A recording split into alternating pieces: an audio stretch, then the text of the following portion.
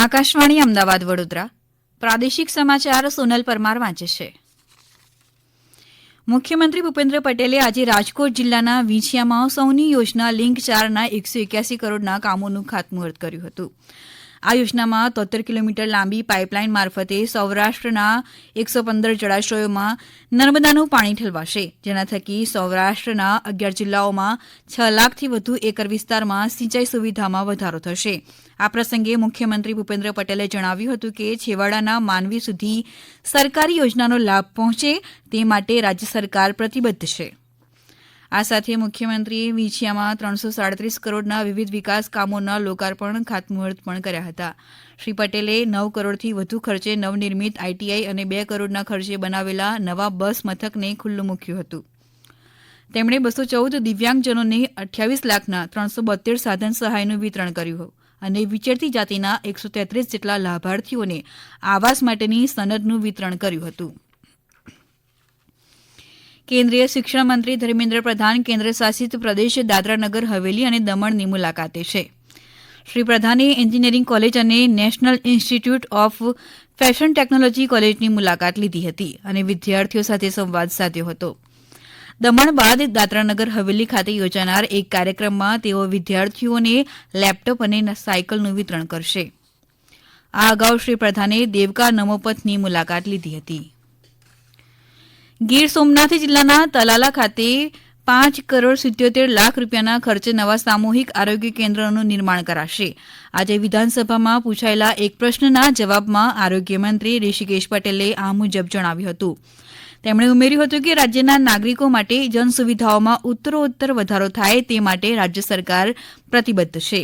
તેમણે ઉમેર્યું કે ગીર સોમનાથ જિલ્લામાં નાગરિકોને આરોગ્ય સુવિધા મળી રહે એ માટે એક જનરલ હોસ્પિટલ, 2 પેટા જિલ્લા હોસ્પિટલ, 6 સામૂહિક આરોગ્ય કેન્દ્ર અને 29 પ્રાથમિક આરોગ્ય કેન્દ્રો કાર્યરત છે. વેરાવળ ખાતે જિલ્લા કક્ષાની જનરલ હોસ્પિટલમાં 150 પથારીની સુવિધા ઉપલબ્ધ છે. અન્ય એક પ્રશ્નના જવાબમાં મંત્રીશ્રીએ ઉમેર્યું કે રાજ્યમાં બોન્ડેડ તબીબોના હુકમો જાહેર કરાયા છે. રાજ્યમંત્રી પ્રફુલ્લ પાનસેરિયાએ જણાવ્યું છે કે મુખ્યમંત્રી યુવા સ્વાવલંબન યોજના ટેકનિકલ શિક્ષણ ક્ષેત્રે રૂચિ ધરાવતા રાજ્યના જરૂરિયાતમંદ યુવાનો માટે આશીર્વાદરૂપ બની છે. મુખ્યમંત્રી યુવા સ્વાવલંબન યોજના હેઠળ ઇજનેરી વિદ્યાર્થીઓને અપાતી સહાય સંદર્ભે વિધાનસભા ગૃહમાં પૂછાયેલા પ્રશ્નનો ઉત્તર આપતા મંત્રી પ્રફુલ્લ પાનસેરિયાએ જણાવ્યું છે કે છેલ્લા 2 વર્ષમાં ટેકનિકલ શિક્ષણ હેઠળના ડિગ્રી ઇજનેરી અભ્યાસક્રમોમાં અભ્યાસ કરતા રાજ્યના 32,839 વિદ્યાર્થીઓને 134 કરોડ રૂપિયાની સહાય ચૂકવવામાં આવી છે, જે અંતર્ગત છેલ્લા 2 વર્ષમાં 8,000થી વધુ વિદ્યાર્થીઓને અંદાજે 35 કરોડ રૂપિયાની સહાય ચૂકવવામાં આવી છે. પોરબંદરના બરડો ડુંગરમાં ઓપન જંગલ સફારી શરૂ થશે.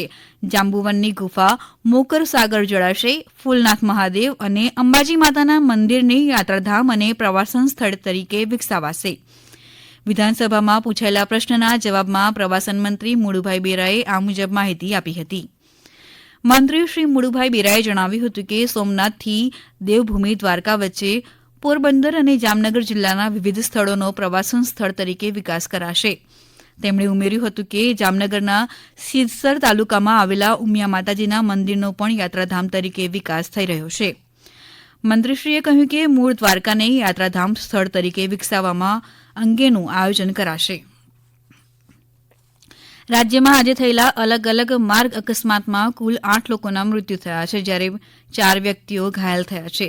રાજસ્થાનમાં થયેલા એક માર્ગ અકસ્માતમાં કચ્છના 5 વ્યક્તિઓના મૃત્યુ નીપજ્યા છે. વહેલી સવારે કાર ટ્રકની પાછળ ઘૂસી જતા આ અકસ્માત સર્જાયો હતો.